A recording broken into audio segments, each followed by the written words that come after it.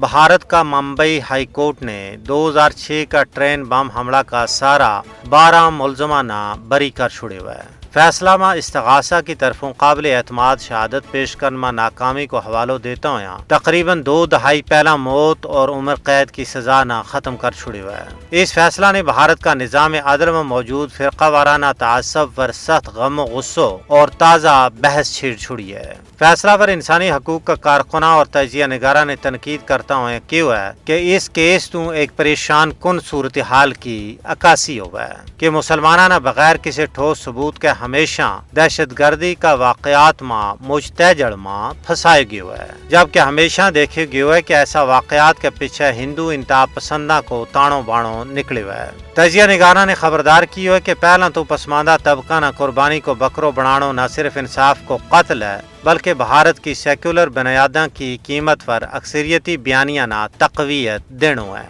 اس بربریت نے بھارت کا عدالتی نظام پر کئی سوالات کھڑا کر چھڑے ہیں۔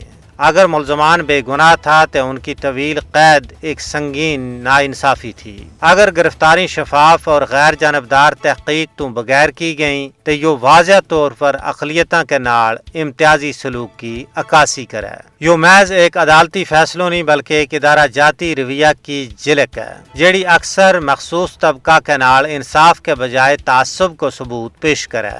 ایسا متعصبانہ فیصلہ نہ صرف بھارت کا سب واسطہ انصاف برابر کا دعویٰ کی نفی کریں بلکہ بین الاقوامی سطح پر بھارت کی ذلت و رسوائی ماں بادو کریں۔